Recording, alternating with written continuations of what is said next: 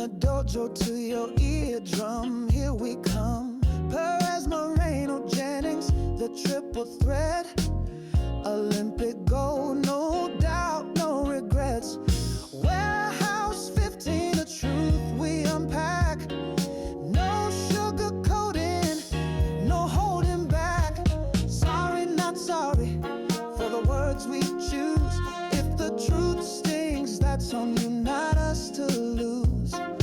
Taekwondo's raw, we lay it bare. Your feelings might bruise, but we just don't care. We speak our minds, no apology sent. This ain't no therapy session, it's commentary, heaven sent. We are back. This is the Warehouse 15, and today I am joined by my illustrious teammates, friends, colleagues, and contemporaries. Coach Moreno, how are you, sir?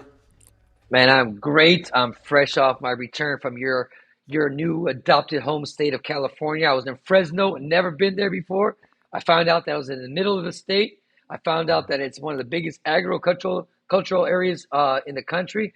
I cracked up because when I got out, I thought I was in Texas. I never seen so many cowboy boots and big pickup trucks. But let me tell you what, great food. People were super nice. It was. I went to Carter's Taekwondo. They have a huge, over 10,000 square foot facility, giant place. You could hold a tournament in this area. Their grandmaster is Master Carter. He's very prominent in the Kuda organization. Their son Austin has a very good team, a lot of young kids, and got a chance to work with them for a couple days. And then when we did matches at the end, these guys were scrappy. These guys are tough, let me tell you. And the California State Championships is huge. I mean, these kids are getting 4 matches, 5 matches in some of these boys in little girl division. So they're tough. I had a great time. It was a wonderful experience. Made some new friends. So yeah, it was awesome. And now just another back to training here in Miami. Well, good that you came out to visit California, and it is a big state. Some people don't realize one of the biggest economies in the world, not just in the United States. It's similar to Jersey. You got a lot of industrial areas, you got a lot of business areas, but then there's called the Garden State for a reason. That's where I grew up, and if you go to certain parts of Jersey, you think you were down south. That's how beautiful it is, and things of that nature. So I'm glad you came out. Thank you for stopping by. Sorry, not sorry, but I might have missed you on this trip. But I don't drive to Fresno because of the pickup trucks and the cowboy boots. But you're correct. He runs a great program and has a big facility. And one of my favorite milks, I think, is made out that way, Rosas milk, and it's flavored. And it might be Fresno. There's another big milk company out there because it's a big dairy thing. How you doing, Mr. TJ? How is everything going? Chilling. Everything's good. It finally stopped raining over here, so just enjoying a little bit of sun. Not as crazy weekend, just some regular training stuff. Just always excited to get to Thursdays, my therapy days. But hey, did you go to ATU? Did you go to the ATU? I didn't go to ATU. One of the guys that trains with me on the weekends went to ATU. He actually ended up getting silver. Shout out to my guy Brody. He trains at Master Kim's school in South Carolina, and he comes out on the weekends and trains with us. So yeah, so he would it looked big. People, check this out. There's a guy in Florida, and I only know this because I'm at a local tournament one time, and they're like, Juan Moreno to ring 3. So I'm like, what? So I go, it's a local tournament. So I run to ring 3, and they're looking at me, and they're like, no, not you. And they're like, Juan Moreno. I'm like, I am Juan Moreno. This kid comes up. His name is Juan Moreno. No. And so like, I meet him. So I see him in all the tournaments. And I remember when he was a yellow belt and a green belt, and he would do forms and fighting. And I would always watch him. A good-looking kid, nice kid, respectful kid. Became a black belt. Actually, he trains with someone that I know, and they would come on Tuesdays and Thursdays and train with us a little bit.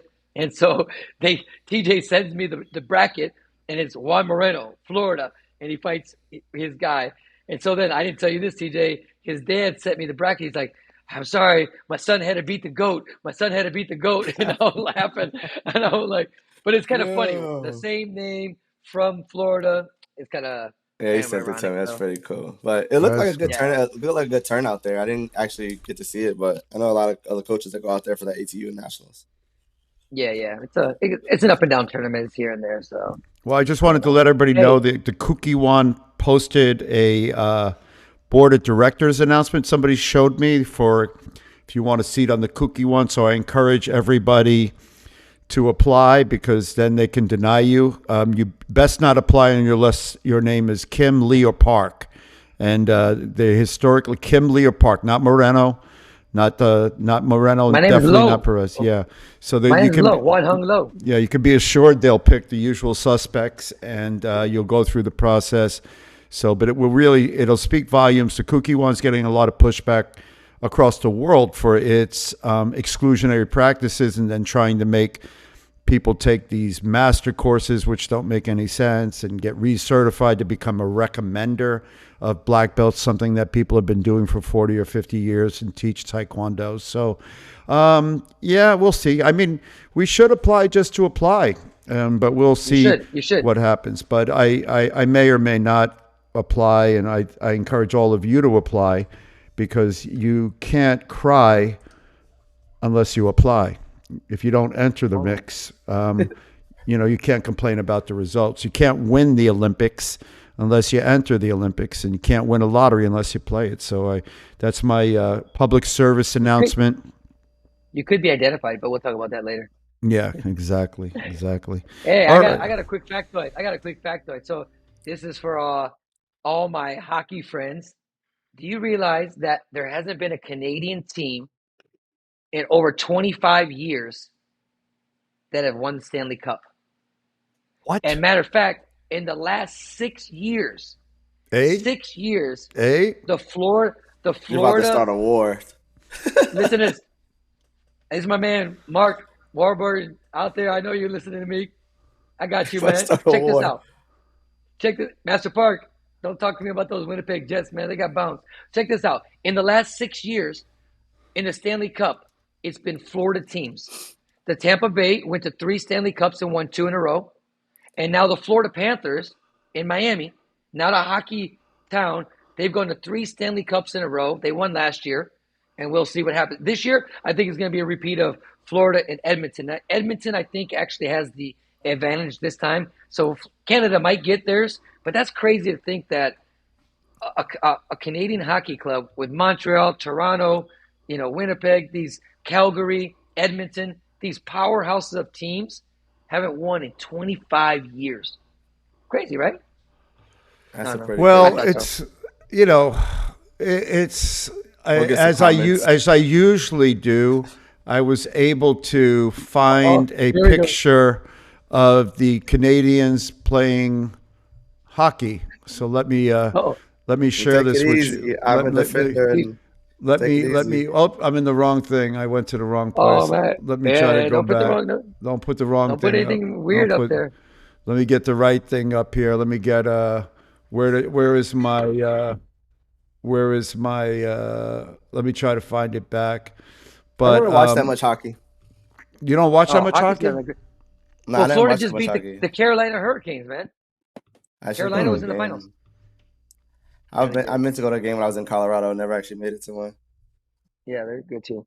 Yeah. Stay in room. There you guys are. I'm trying to find you guys. Let me stop sharing. Let me do it right because I did it wrong. Let me do it correctly. Here is, why can't I find it is the question.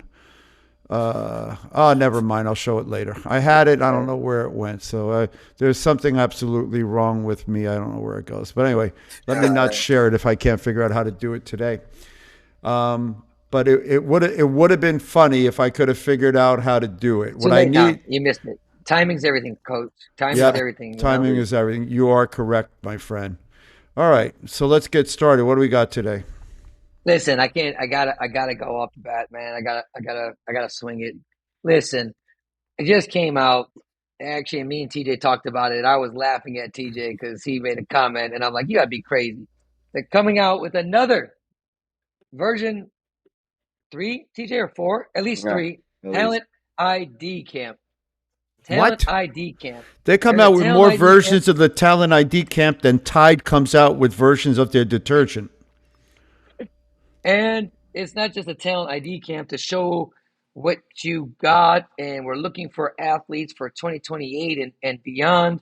I'm like, first of all, if we don't know the athlete pool in 2025 for 2028, I think we're in trouble because, to be honest with you, you're done by 2027, right, TJ? I mean, you got to know who you're going to pick, and so I'm just like, again, maybe that was just a misstatement or whatever, but I thought it was crazy, and then my colleague here was like, man, it's got to be free, right? It's got to be free, right? And I'm like, come on, can't be free. So I thought after a little research by Coach Jennings, what did you find out, Coach? How much? Drum roll. I think it was like $275 for early bird or something like that. What? $275 for what? Early bird. That's what I said. Monkey said what? $225. Yeah. An ID camp to show you what you got over 2 days. And of course, they're going to make a little money on it. They're going to take these kids' money or whatever. And I don't know where they're going to go. Maybe they have a new invention. Maybe they have a new system, a new program. I guess I always got to give people the benefit of the doubt. But it's hard when it's been done once, twice, 3 times. And I just lit a candle. I lit a candle for Taekwondo's fate. I just, I got to say, I mean, but there's people that have done the talent ID camps and like, I just don't understand where they go. You forget, TJ. No, I don't forget. You were in a talent ID camp that we created. We met you. We saw you. We identified you, and we thought you'd make great ramen. No, we thought you were good at Taekwondo. So we identified you as a guy who was good for Taekwondo. And how much did we charge you? Zero. I asked Coach Reno that question. It's crazy because my mom came down and she bought me a bunch of stuff from, the stuff she kept over the years. And it was a letter from the Virginia state president saying, you've been selected from Virginia to go to the OTC for a training camp. And then there was a letter from Coach Han-Wan Lee at the time back after the training camp, kind of like saying like, I did this good, I have all this, blah, blah, blah, blah, blah. And that kind of was kind of cool to look back to see the following of, where it started, kind of where it went to, and like the exchange. But I know they've done this before. I just don't. What do you do? What's different this time? You know what I mean? Or are we going to say it didn't work the first time, or are we just going to not acknowledge the fact that it just kind of happened? They they went to these talent E camps and then nothing. But I mean, and again, first of all, the talent ID camp that you went to a long time ago, that was for adults and seniors, right? Juniors transitioning in. It was a very select group. Of course, it didn't cost. You got your hotel. You got your, the training was free. The eating was free, and the rooming was free at the OTC at the time. So it's just a different era. But like, I want to just talk about the now and the present because, we've had these things. Some of them have been pretty big. I think the early ones were very big. I think they've shrunk as we've gotten down the line because I think people are a little bit skeptical. But I know there's a big one in Texas that was run extremely well by Coach Gianni Giambi. And, they brought in a bunch of people and they made a good chunk of change that was hopefully supposed to be reinvested in those kids. And I'm not sure if it was. I don't want to talk ill will because I don't know, but I've heard. I don't know the details, so I can't talk, 100%. But I guess my point is, like, what? 2 days? You got 2 days. Is it for kids? Is it for seniors? Is it for juniors? Is it for boys? Is it for the girls, cadets? What is it for? How long is it going to be? Like how many? I know they said there's going to be 3 coaches. What if they get 100 people there? They got 100 people for 3 coaches? Like, what are we doing here? I just think it has to be a little bit more thought out. The timing of it is, I think, 1 week after the Nationals. I think roughly at the same time that the under 22 kids are going to the Pan Am games. I know, and there's no perfect time. Here I am building excuses, but I just was a little bit frustrated when I saw that because come up with something new. I mean, they have this new seminar series that they're doing with a bunch of people. Okay, great.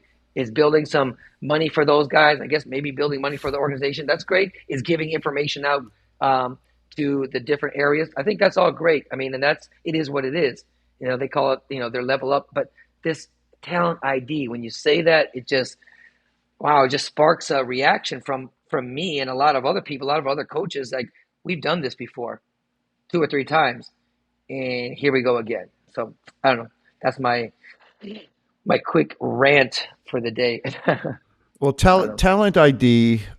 So when you create a high performance plan, and for the uninitiated, a high performance plan is required by the U.S. Olympic Committee in order for them to disperse funds to your sport from the Olympic winnings from LA. And LA is another story we should talk about at some point because they're going to have some challenges.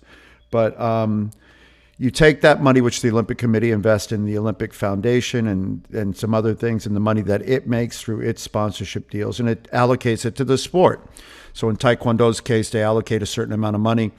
And in order to get that money, you have to put a plan together called a high performance plan. One component of that is you need to demonstrate how you're going to find talent in the grassroots level, what you're going to do to develop them, what you're going to do to get them into the pipeline. The pipeline goes from grassroots, which is where all of us live as small coaches in small facilities. And then as you go up through that pipeline, you go into the different levels of elite. State levels should be regional levels, and then obviously national teams, and then your elite competitors.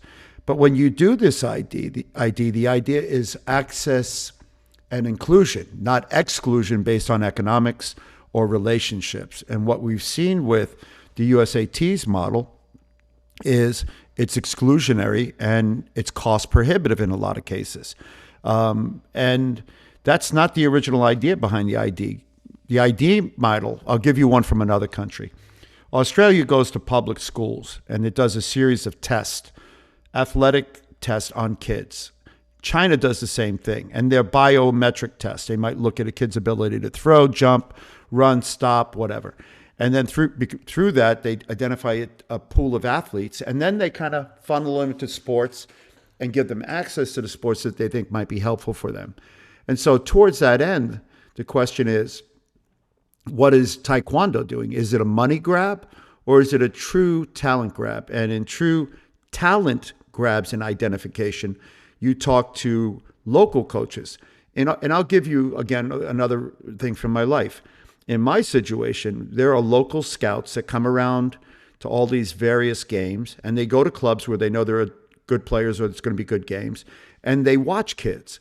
They then identify that kid. They track the kid, and then if they like the kid, they invite them to the equivalent of a talent ID camp. And in my situation with my son, that's how he got invited to this Earthquakes camp, right? A professional team, because they watched him, they tracked him, they told us we've been tracking him. We want to see him now in our environment, come on trial. And you know how much it cost? Zero. Nothing, not $1. We didn't spend $1. We didn't have to spend $1. We went to this training thing, and that's what the colleges do. They come out and they're like, hey, we want to see you guys in town. I thought this one would be free because it was at their location. I thought, you know what I mean? We're not talking overhead. We're not talking shifting someone's schedule around. We're not even talking travel at this point. Like, we're not talking about any of that stuff. I thought it was going to be free. Apparently USA Taekwondo is Spirit Airlines. So USA Taekwondo has become Spirit Airlines. Yeah, but when you talk about, like you said, identifying talent and trying to get people in a room, we're talking over a span of 2 days. How many people? I mean, like, that's a lot to ask. No, we're talking flights. You're talking hotels. You're talking. You got to ask yourself what your goal is. I don't know. I guess that's the question. That the goal of the whole, like you said, we could be wondering what's the goal of the talent ID stuff. I've heard. Well, Coach Moreno said something good too. Coach said, "Listen, what do you do with the money?" In other words, I don't mind talent ID money. So if you say we're going to take $250 because we don't want. By the way, they're doing the talent ID wrong. If the way your kid's getting to it is he pays $250, then you are wasting people's times. You're wasting time. Correct. You need to get guys that either you identify or people in your club. And guess what happens? That's right. In other words, in soccer, for example, if our coach recommends a guy to go on trial or says the guy is good and the guy sucks, that club doesn't call us anymore. You know, they're like, he goes, I'm not putting myself out on this kid because it comes back. They don't trust me anymore. And so when they call Stanford to come watch kids, that's because they think Stanford will be interested in the kid. They don't say, the dad doesn't go, hey, can you get me an invite to go to Stanford? Or here's $250. You know, you got to be, it's talent first. Now, if you took that money, let's say you did charge them money. That's not a talent ID camp. That's a training camp. That's a different thing. Talent ID, even a reach is to take that money. And then what do you do with it? Well, if you did something with it, would be, we've identified you guys. We need this money because we're going to take a small group of people we choose and take them on a trip somewhere and put them in an international training facility. Now you go, okay, I'm investing in the greater good. That money's going instead of to Jay Warwick and Steve McNally's plane tickets, it's going to something that matters. You know what? I mean, so TJ, I know me and you talked privately one time about, okay, if you're trying to identify talent, Herb, you'll talk about it in soccer stuff. Look, go to the nationals, go to the team trials, go to the U.S. Open. Like, be there so you could actually identify them. You wouldn't even have to have this open cat call because you would be able to identify them. If you can't do that, something simple as if you won a medal at the U.S. Open or at the national championships, that qualifies you for it. We've identified you through your winnings, and then you come in there. And if you, Herb, if you're going to do just a USA Taekwondo summer camp or 2-day training camp, do it. Take the money and just say what it is. We're offering things. We're giving you a service, and we're charging money for it. But if it's an ID camp and you're charging for it, it gets a little mixed. I mean, I'm going to talk good about Alex Covert. Alex Covert has this Taekwondo union. First started out in the Great Lakes. Now we've got them all over. I'm going to one this weekend. I'm not saying it's the perfect model, but what he does is he gets people together. They come and all the coaches, they break them up by categories. The coaches take turns coaching everybody. They fight in the afternoon and do matches, test matches in the late afternoon. And then he turns around and gives them money immediately, right back to the coaches all vote. These 5 cadets, these 5 juniors, these 5 seniors. And if they make $10,000, they give each person $200. If they make $20,000, they give them $500. Whatever. The only thing that's taken out is the expenses for the gym, the mats, like that. Nobody makes money; they give it right back. That's a great initiative, you know. And I keep looking. I'm looking for I was looking for my invite to one of these events. I'm looking everywhere. I haven't seen it. So maybe Alex doesn't know me. Pass. Oh well, actually.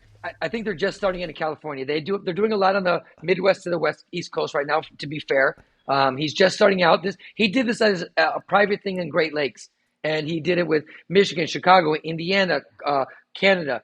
And he just expanded it this year, starting in January. So I know the New York area is going on their second one. Florida down here, it's called the East Coast, is their second one. And again, I'm not saying it's the best or whatever, but it's a great initiative. It's action orientated. It's giving back to the athletes, and it's creating a community. And for that, I gotta applaud them. I mean, I've got a bad thing to say about it. You know, and again, it's a private guy doing these things. You know, I mean, when I see that, I'm like, how can the organization not do bigger and better? So, just a little bit of a little pet peeve right now for me. I'm a little bit sour on that. No, so. You said it right, and I love people that do private things. You know, I got a call from a friend of mine talking about something that you've been talking about. So they're trying to figure out where they want to invest their time and money and coverage. And he asked me about the whatever that thing is called that Rick Shin is doing. What's it? Combat Taekwondo. And so they may reach out to Rick and talk about that, but that's a private effort to do something that's well funded. And I think when you privatize some of these efforts, you got to kind of talk about it. Your program, the Peak Performance thing, was a privatized development program that had great success and did something that other people have been unable to do in a new way, in a very creative and entrepreneurial sense that others couldn't do. And so I think there is room for growth in entrepreneurial efforts to expand the reach of Taekwondo. And those are private. Let's be clear. If you come to a private program, there are private expenses associated with it because you don't have the Olympic purse strings on it. So I applaud those private efforts to fix it. But the question then becomes, like, if you go to a private camp, let's be clear, you get better service. And you should, because you're paying a premium price for better service. If you go to a public health care facility, for example, you don't get the same level of service if you go to a private health care. So people pay for what they want. So I don't expect USA Taekwondo, I really don't expect anything from them, but I don't expect them to be able to provide the same service that a private guy might be able to provide. But on the same token, for what they get from the Olympic Committee and from what the members get charged, and they should get some level of service and expectation and inclusion, not exclusion. And I think what we always come back to is we come back to this thing where we realize the people at the helm, either they have two possibilities, and we always say this. One is they're ignorant or naive, or the other one is they just don't care. So if they're naive and they don't know better, that's a different problem. If they're ignorant, that's worse because they should know better. And then if they're just profiteering, that's the worst. And I think we find ourselves in a situation where the fox is watching the chicken coop for that's a TJ analogy for North Carolina, and the fox and the chickens don't care. And more importantly, people don't realize they are the chicken. They got the foxes, which are Jay, Steve, et crew, and Pastor Schmoogie Boogie. He and them are running the organization to their personal playground, and they're allowed to. Why? Because the chickens don't care. So, in a weird way, you and I and TJ, we complain every week. The people that should be complaining aren't complaining. Or if they're complaining, nobody's listening. I don't think they're complaining. They're not complaining. Every time I see an initiative or a post or a topic, it's always some really random, weird. There was one last one I was staring at a brick wall for about 3.5 minutes. Some video they put up, and I don't even know what that was. But anyways, what's even sorry. You know what's even more crazy to me, because we are getting the Olympics in LA, right? The lead up to it, we don't have any Grand Prix here, like an actual Grand Prix, not a challenge. I mean, like an actual Grand Prix leading into Olympic Games. Like that's crazy to me. Being the United States of America, we should have an actual there should be a was it G6 now? G6 Grand Prix in the United States leading up to LA, right? It should, or Pan Am Championships, or something, or something blah, blah, big, blah. right? Part of me thinks that they don't care because they know they got their 4 people, so they're going to qualify it already. But and you said that correctly. In other words, when they're the host, they automatically get 4. So have they fallen asleep at the wheel? They don't have to qualify now. All they got to do is choose. We're still getting 8 though. 8? It was 8. No, we said 8. Get 8? No, they said 8. No, they get no. They no, said you only get 2. They said we're going to dominate in 20. Oh, they said. Oh, that's what they said. We're supposed they to said get it should be all divisions.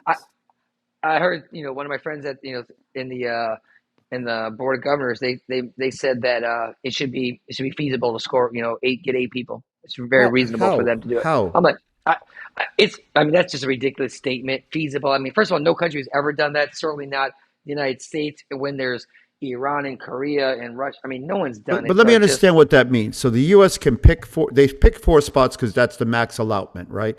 Or is 8 the max? They get 2 and 2. 2 and 2 is automatic. But what possibly could happen? You could qualify 4 and 4 by the Olympic ranking. So if you get top 5 in the Grand Slam, but let's say top 5 in finweight, featherweight, welterweight, heavyweight, and the same thing for men and women. Theoretically, hypothetically, name one country that's ever done it. That's my point. No, nobody has. Yeah. So all of a sudden, America's going to do it. I mean, listen, it's a great goal. We should have some goals, but I think we should be in the business of being realistic too. So I mean, have lofty goals, but that's a little bit much. Well, with 2026, and let me ask you both a question then.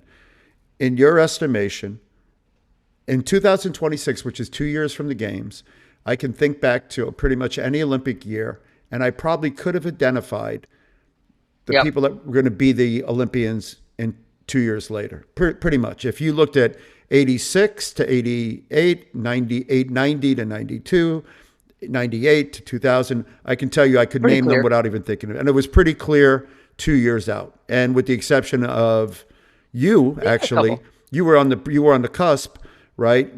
But even then, I would have said in 86 you were on the cusp, right? You'll be within realm of it all. So where are they? Where are they now? Where are they now? Well, right now, I think that these guys have. I think they do have a couple people that they think, especially on the men's side, which is a little bit strange. Kind of going into this whole program, kind of kicking back to the talent ID program. We're stuck with the same 2 original people that came in 7 years ago, right? I'm just going to say CJ and John Healy. Those are the 2 males that are on the national team from the academy. They're from the original group, and yet they're still here, and there's not another one. What about this Mike Rodriguez kid you talked about? Yeah, but he's not with them.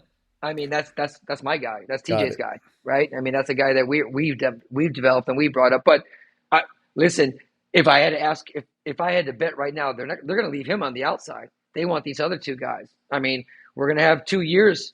Everyone's going to have 2 years because all these points are going to get reset. And we're going to see starting next year who can really put up. Yeah, it's crazy because, again, every country's going to go through this at the exact same time. But going back to 2 years out, it's a race at that point. It's a race. And I'm going to tell you, there's a couple people in every division that are going to push those names right now. We have this kid, Lucas Rodriguez, who's a 74. He's from Fort Lauderdale up north. He's a good young kid. He's going to fight 74-80. He's going to be at this Grand Prix. He's been training in Europe a lot. He goes back and forth between Europe and Fort Lauderdale with his father. They have a good rhythm. I give the kid a lot of credit. He's like 18 years old. He's fighting big matches. He's winning some. He's losing some. He's medaling all the time. I mean, he's, just like any up-and-coming athlete, he doesn't look afraid. He stands in front of anybody. He's in hard out. He's not going away. He pulls matches out. When he's dominating, he dominates. So I think he's going to give some 80 guys, especially in our country, a run for their money. And I'm saying that right now. I mean, give the kid 2 years. It's the same thing with Michael Rodriguez. Young, obviously fearless. He still has a lot to prove, just like everybody. But if I got to bet, I'm betting on those two young kids. If I got to bet, knowing what the Olympic age range is, I'm investing heavily in those two kids. The ironic thing is both of those kids are doing well outside the program. Outside the program. Now, will the program assist them and add to what they're doing? Will they cut them off? Will they require them to come? That's going to be a question that's going to be probably talked about over the next, 6 months. You got to get away from that requirement to come stuff, though. It just doesn't make any. Again, I said it last podcast. Like, I was allowed to stay and train in a certain place because I had success there. But when I first joined the WCAP program, I had success there, so I was allowed to keep building and at least going in that direction, as opposed to like you said, changing your whole system, changing your whole training plan, relearning, and not building from where you are until you almost get to that brink where you need to possibly go somewhere else. I think we're doing it too early. I don't. TJ, I'm gonna tell you something. This model is the new model, and I'll tell you why. Even Mexico has the most traditional national program out there. It's known from cadet and junior. You make the team, you go. And Briseida Acosta was one of the main people that lived in Miami. She left her program. She came to Miami. She trained with me. We got her to the Olympics. She won Pan Am Games. She won Grand Prix medals, and she won World Championship medals. And she was one of the first people that left. They let me coach at the Olympic trials, first time ever. Now, guess where Carlos Sensores is training? The heavyweight. He's training by himself. Guess where Daniela, I forgot her last name. Daniela is training. She's training outside with her personal coach. So both of her two Olympians are not in the program. They're outside. Why? Exactly what you said, TJ. They're having success. They don't trust the format. They have their own private coaches. They have a history of success. And so I don't know if the federation is allowing them to. I don't know what, but it's happening. And I think the same thing is happening right now in America. You're having kids that are having success outside of the program. And I think the federation should support them, should help them. I mean, if they're getting their butt kicked and they're not performing, you pull back the funding. But if they're doing good, you reward them, or you assist them. If you truly believe in them, you assist them. So the Olympic maybe this leads it. Yeah, so the Olympic Committee has historically, and I'll go down to something like, which will make sense for all of us, and especially you guys. When you watch an NBA team and you look at their uniforms, are they all the same? Yeah, on a team, one particular team. Yeah, they are. Team, yes. They all wear the same team. When you look at their sneakers, are they all the same? Maybe sometimes. No. And you know why? They figured out that only college. Yeah, the athletes realize that they need to have their performance-enhancing equipment. Well, guess what? Performance-enhancing starts with training. It's the most important part of performance-enhancing. You don't change the thing that brought them to the table, because that's the thing that enhances their performance. Nothing is more important than where you train, how you train, and who you train with. That's where true performance starts. So why would you, unless you have a better system right? And I'm living this at this moment, right? So it's kind of personal where I'm having to think about this thing. And, you put yourself in the best training environment you can with the best coach. So if you feel you have the best coach, and it's an individual sport, by the way, Taekwondo, with the exception that you train with other people for your personal training, you find the best training situation with the best training partners you can. If you have it, and you think where you're going doesn't have as much or not the right partner, whatever, then you stay where you're at. And I'm living this right now again in my life with my son, right? Because he's in a great training facility with a great training partner, but he's been offered a level up with, a level up of every player on the field. And so now it's a tough choice. But your thing is different because you got teams. You got teams. You know what I'm saying? Like, and it is different, but different in a different way. In other words, and this you'll understand this. Both of you'll understand this. It's different, but not different, because when you train, you and I and all of us, two things matter to us. Number one, the coach. Number two, the most immediate thing was the training partner. If you had a great coach, but you didn't have anybody to fight with, somebody to train with.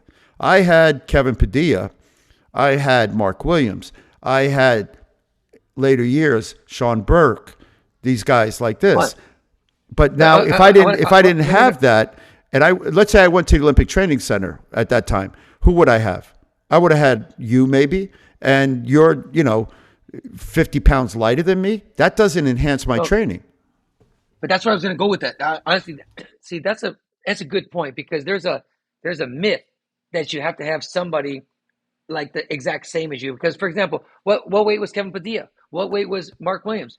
And I'm not featherweight, and you're a middleweight, and those were great training partners for you. Yeah. Sometimes you get better. Yeah. Sometimes you might have some people need a heavier, some people need a lighter, some people just need someone that work like I'm gonna say something on a personal level, and TJ, you know this. We had a lot of people in our room that nobody ever knew, but they were good training partners. They were amazing. You knew if you needed endurance, they were there. You knew if you needed a back, you needed a speed guy, you need someone to scrap with. We always had somebody, and even now I feel like we have certain guys that I got a big guy, I got a featherweight, I got a lightweight, I got a middleweight, I got all these people. They probably won't be world champions. They probably won't be Pan American champions. But put them in the gym, these suckers can fight. These guys can fight. And they know how to work. They can fight. They know how to work with your people. So I go back and forth about that. I think I've had, like I said, I've had some really good training rooms, even in Virginia, when a lot of Ivory Coast guys were coming over. Matthews had a lot of them. I was always in an intense training room. And I was actually one of the athletes. I switched at one point to get to an intenser training room, to get that shock and that injection back. So I can understand both sides, but I think that part's a myth. I don't think we're at that stage anymore. I think I go back to, how about if it's working, let's start there first. Like, we don't go, just because it's working doesn't mean let's move. How about you ask the question of, what do you need? How about that question? Yeah. That's historically what the question was, that was always asked. And the question is, what do you need to be successful? What can I do to enhance your ability to be successful? And if you don't start with that question, I'm sorry, go ahead. If you don't start with that question, the only reason not to start with that question is if it's clear that the athlete you're working with has no clue. Either they're too young, or the coach doesn't understand, and they just they're lightning in a bottle. They've been successful just because they have ability and talent, right? Then you have a different conversation. It's like, what are you doing? Well, I'm running up the mountain 3 times a day. Well, that has nothing to do with your success, right? So, but if you do have athletes who are in good programs with good coaches with historical success, what are you doing? Why are you trying to undo? Why are you trying to undo his success? And the list of athletes who have changed, who have tried and failed because of that, is very long, right? But you know what another model is? Like, I mean, again, when I first went to Brazil, I took a pad of paper. I went to the national championships. I sat down almost every head of table right next to referees, people looking at me, didn't speak the language. And I was just watching fighters. And I'd be like, oh, match 115. What's his number? And I would go back and I'm like, hey, we need to look at these guys. And then we didn't have money to bring them to all the place. but we could introduce ourselves, find out where they live, find out what state they're from, and hook them up with a coach over there. And let's see if we can kind of get them. And that's another thing. I mean, you guys, if we see some tall, fast rocket, like you said, Young, and then we say, man, you live in North Carolina, hang out with, go see Coach Jen. Oh, you live in Virginia? Go see this coach. Wherever it is, we should be able to hook them up with somebody. And maybe if they get good enough, you bring them out. But anyway. That would be called a network. Yes. But TJ, I mean, I know it's kind of hard because I know we don't know all the names. Anybody, kind of fast forwarding, anybody that you're looking forward to seeing fight in the Grand Prix Challenge? I think overall, for me, to be honest with you, I think that all the brackets are pretty exciting. It's like a good mix of people. I don't really have any. I'm not sure the energy or level that's going to go into this tournament. I hope it's high paced. I hope it's big action. And for me, I hope it's all the matchups that everybody don't want to / do want to see. Like, I want it to be one of those tournaments. I miss those days. And I know it'll still be a ranking and it still falls in order, but I want it to be, since it's like the building year. It's the get us to the next step year. Like, I hope it's lightning. You know what I mean? I hope it's sparks, It's funny. I was thinking like for example, I want to see how some of the old school guys do, like the old school guys, the past Olympians, like for example, Vito in 58, he won Olympic medal. He got injured at the last Olympics and now he's back. He looked really good in Europe. I'm going to see how he does in the 58. I think 68 is always it's a blow up crapshoot. There's a bunch of Russians in there. We have a lot of people that moved up in categories. So I think it'll be interesting. Of course, I want to see my young boy go. Michael, I want to see you and him, match up with probably some pretty difficult people, but it's part of the process. 80, I told you I want to see I want to see Victor, fight with some of these up and coming 80 guys. Heavyweights, I don't really know too much, but I hope the energy is high, but it'll be interesting to see if everyone ramps it up, knowing what you said, knowing that it counts, but it doesn't count. It's not like the real Grand Prix, right, where it's 40 points and it's in the Olympic year. It's a Grand Prix challenge. They're going to reset anyway next year. But hopefully they take it as like one of those. I hope that everyone showed up like it's a tough tournament. Like this, it's probably the best field you're going to get on this side of the world right now. Yeah. If we're being honest, like this is the field you're going to get on this side. For sure. But like, for example, I don't think other countries are like this, but TJ, we looked at some of the American list and we got 5 people to get in each weight category. We have some people like that haven't done anything anywhere and they're going to this Grand Prix challenge. I mean, there could be some lights out. I mean, because some of these other countries won't know, right? They just see American. It might be a little rough for some of these cats. It might be a little rude awakening, We're going to see. But I hope it's good. What about you? Anybody that's, like you said, I know you said, Michael was standout stuff, but anyone in particular? I want to see all the Olympic medalists. Yeah. I want to see how they come because historically, young people come out.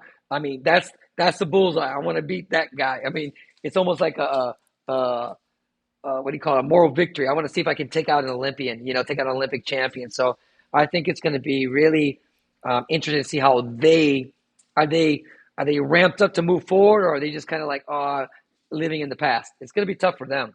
Well, I think this is the biggest one. If I'm not mistaken, this is probably the biggest tournament that that's been in my country or our country since I've started Taekwondo. And like for me that I could have possibly got to and watched and everything as far as like this new modern game, anyways, or the electronics and everything. I'm a little happy. I was thinking about it. If I'm not mistaken, I think 11 or 12. We have 11 or 12 peak athletes coming from our programs, and that's from countries like Canada, Gabon, or Haiti, from Puerto Rico, from the United States. Where does Elson fight for? Not Gambia. Gambia. Mm-hmm. I was about to say Gabon. I mean, I think it's gonna be interesting to see our kids. I mean, we have some young ones that are raw, and we have some old ones that are trying to see if they can still do it. So I'm excited for them. I'm excited for our kids. I mean, when is the event? When is it? Every week. Well, because it's between I have like it's December 25th. So what I do is I have like a list of priorities, and then I prioritize rather things, and I put them in the same category. So like, for example, learning Korean, it's in like the same category as like reading Buddhism. And then I have doing Taekwondo, that's like, in the same category as being successful in life. And then I have getting a nap and watching Olympic style Taekwondo, same category. So on any particular day, those two things battle for my time. So there's no guarantee that even if I were to come, that A, I wouldn't nap instead, B, I wouldn't come to the event itself and nap. But if I did come, I think you gotta force yourself to sit in the stands. I challenge you to sit in the stands for an entire day and watch every match. I will provide. It's like watching a rom-com. Can you get espresso in North Carolina? Watch the day, though. Of course, I'll bring. I'm bringing. Watch the day. I mean, espresso machine. All right, you bring an espresso machine, and it's got to be right near me. And then I'm bringing female, not male, because I won't need male bodyguards. I'm bringing female ninjas that I've trained at my school that will sit on either side of me. And if anybody tries to come towards me that way, they're going to put their hands up and prevent people from approaching me like I was the president of Gabon. And because Saturday will be good. I don't want to interact with anyone. If I don't want anybody, I think that's six. First days. No, 6 days. First day. Yeah, Friday. 58 and 80. 58 and 80 are Saturday. Yeah, but listen, they're all good because. So if you could watch one, what would you? If you, what's the best? What's more than a 50-50 chance I won't fall asleep if I come watch it? Friday or Saturday? Friday. I think Friday first because that's men 68, women 57 is usually. Men. We got 3 divisions that are good. That's what I'm saying. Friday, Saturday. Ooh, yeah, Friday, Saturday. I call Friday, Saturday. And is it going to be like Taekwondo or like a legs? Is it this Saturday?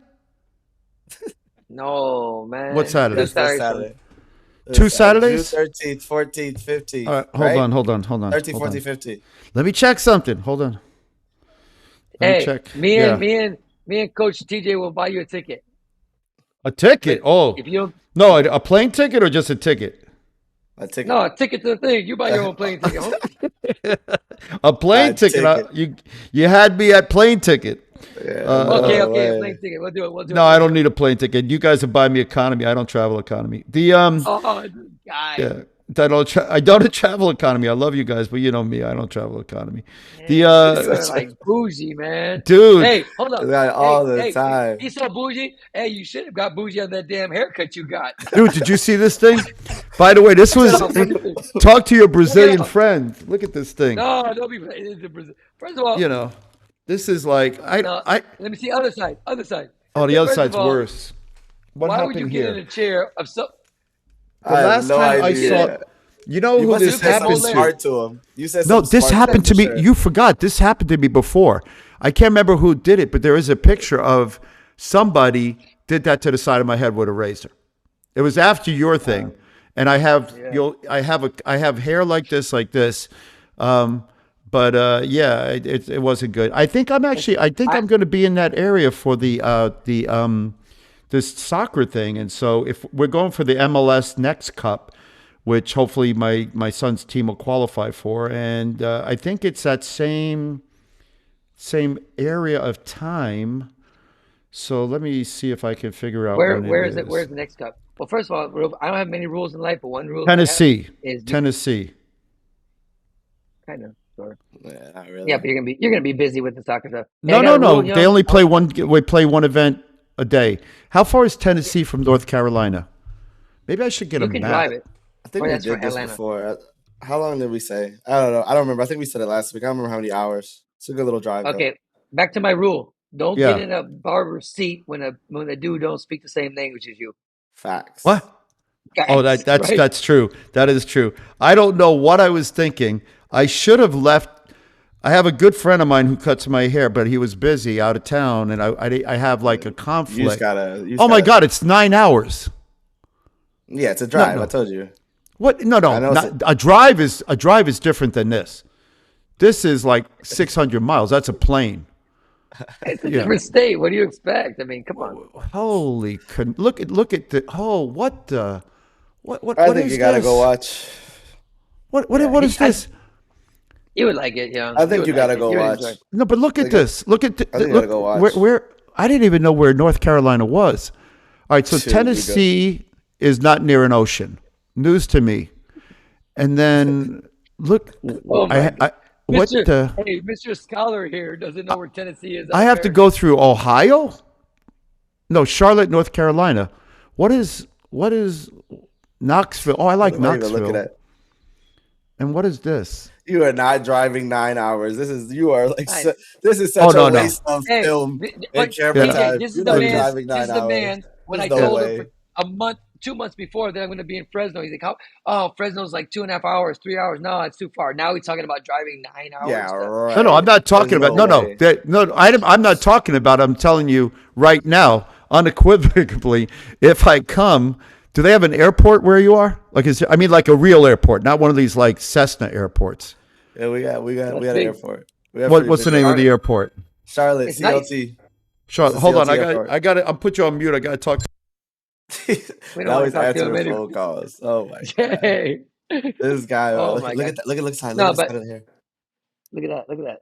He looks like Larry Curry from the Three Stooges. You guys remember that? That boy got a bowl haircut. No way.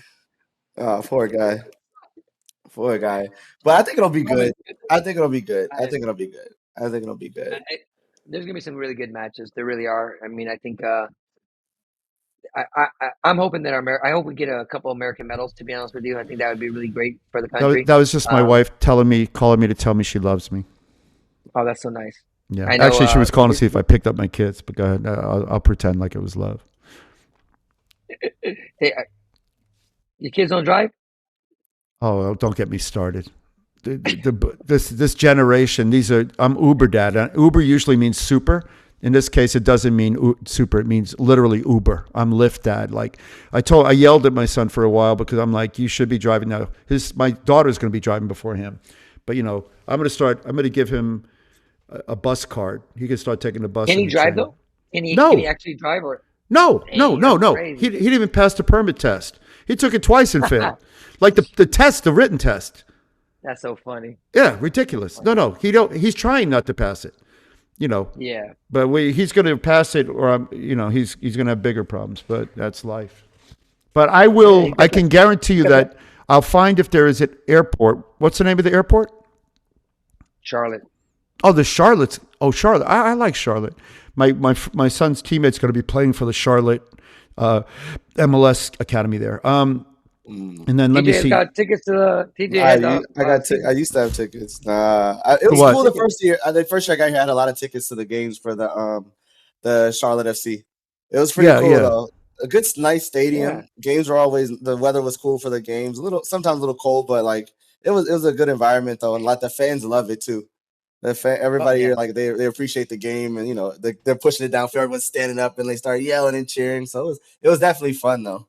Definitely fun. If you're in town during one of those, we should go watch one of those. I'd be down. Well, I'll try to see. Sure. I mean, I got to see what a ticket would cost from Murfreesboro, Tennessee to Murfreesboro, man. Murfreesboro, and I'm sure. What's in Murfreesboro? Yeah. What are you doing there? Soccer. It's got big soccer complex, and it's and they're Tennessee. What a place. Tennessee. What does it have to? What's the other thing? What's the big city in Tennessee? Nashville. There's going to be an airport in Nashville. Maybe I'll come. But by the way, there's good food. I had great food in Nashville. I went to the Rainbow Skull Room. Unbelievable. Cool place. Unbelievable. We were supposed to stop there for a little bit. When I drove from was it Miami to Colorado?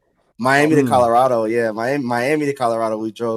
We stopped in Nashville one night, but we were supposed to. How many hours is it? Miami to Colorado. Dude, it was forever and a day.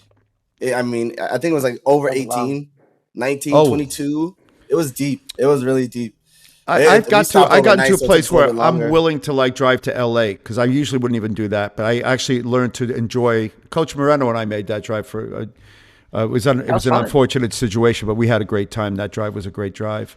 I think any ride is good as long as you have time. You know what I'm saying? Like if you're like time and good company, you gotta get there. Yeah, podcast. I can't drive for that long though. Like it's just like a monotonous task just to sit there and just not run people over. But, But if you had someone that you talk to like nonstop, bro, it's actually not as bad. I know what you're saying. TJ, if you were in a car with me, you would get out. You would get out the first rest stop. But if you were in a car with me for 6 hours, Moreno and I, we talked the entire. We talked both. We talked both ways. We talked the whole time. How long was the drive though? Oh, it's 6 hours. That's not that bad. I just say I'm talking like 19, 20 plus, like a drive. Yeah, but not straight. Well, if you drive like 8 hours and then you sleep, whatever. I hate it. I don't know. I hate it. I'm not saying I like it, but I gotta hit up. It's the same as an airport. By the time you get to an airport, get on the plane and get off the plane, you're driving. I used to do the DC thing. DC is a short flight from Jersey, but by the time you get to the airport, get to the terminal, get on the plane, get there, it's less actually driving. So you do that. Get it. Yeah, but it just depends what you want to do. So I mean, listen, along the way, you might be able to stop at some Walmarts or Kmarts and find some more Joker posters for your walls. Jesus. I know they have a lot of velvet. They got a lot of velvet. A long time. A lot of velvet paintings. I know you're hiding it. I see you hiding it. But I'm not hiding anything. I'm gonna send them. Can I ask you a question? I just want to ask one question before we wrap up at some point. On any of the walls on either side of your head, are there dogs in velvet playing cards? Is there a painting of dogs not in this room? That's in the other room. Other room. Oh, okay. Yeah. Just that. And is there a velvet Jesus, a black velvet Jesus, anywhere in your house? All right, good. Just checking. I don't go there.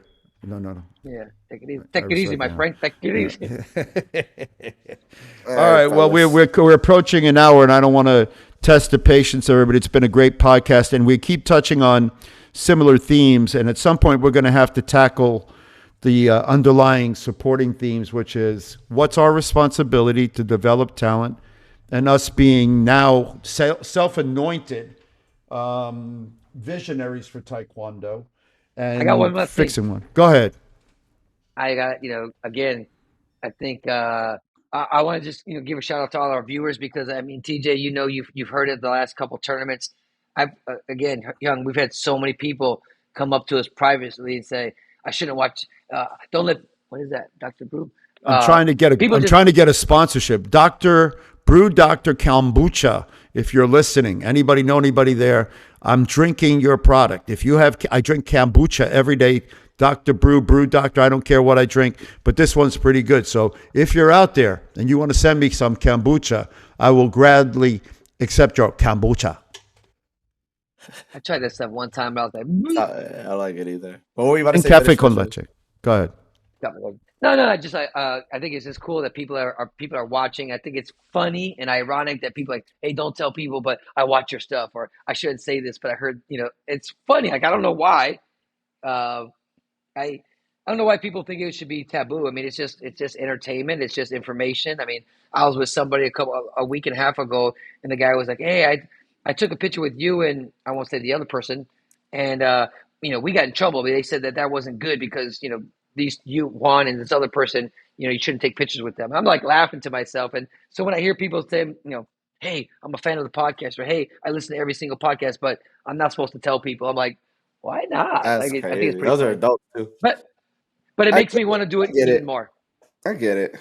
The truth will be told, and it will be told regularly once a week, and you can like it or not like it. And as we've always said before, sorry, not sorry. Sorry. That's right. Yeah, that's on you. In other words, if the truth hurts, then it's because it's true. In other words, people can say whatever they want to say. People can say whatever they say. My dearest and bestest friend and fellow captain of the team that I was the overall captain of, Lynette Love. I miss you. I love you. I hope whatever mental torment and pain you're going through, it subsides. But just as a reminder, sorry, not sorry. But it reminds me, I read my chapter in the book about being captain of many teams, not just that particular Olympic team. And I tried to lead with a certain amount of leadership style, but it always started with leading from the front and being the example for others to follow. And Coach Moreno's been around when I trained, and I trained hard. I trained hard, worked hard, and didn't accept anything less from my training partners. And Coach Moreno and I actually fought at practices, and we trained at practices, and we kicked targets together. I say this all the time, I mean, you heard me on, you're one of my best friends ever and stuff like that. And, just like all of us, we take the good with the bad. And, I stand by you and I take the bullets for you. If, when people say, I don't let anybody say anything bad about you in front of me because you're my friend. But I'll be honest with you. I mean, we didn't always see eye to eye on things, but and I'm saying this in all honesty, you always led by example, and you never asked me to do anything that you wouldn't do. And so when I think back of those times, I mean, they were tough. We trained hard. We had good days and we had bad days. We had good performances, bad performances. But I never thought of you as a bad captain, like ever. As a matter of fact, I admired because you were so strong-minded, and you took way more bullets for us than we took for you when it came to dealing with the coaches, because we didn't have good coaches and we didn't have good staffs, and you would go and fight with those guys, and we never had to hear from it. You'd come back to it and say, we're going to train by ourselves, or trains at 9, not 7:30. And we were like, well, Coach, you're too kind, but you and and I'll give you a funny memory that we can end on. You and all of us, I, Han Juan, and James Villasana, would literally walk past the dojang, the little crap dojang we had to train at in Barcelona, and the coach would be there waiting for us because we came early. We wanted to be on time. So we'd come early, and we'd walk past the dojang, and Don Cooper would go, where'd they go? Where'd they go?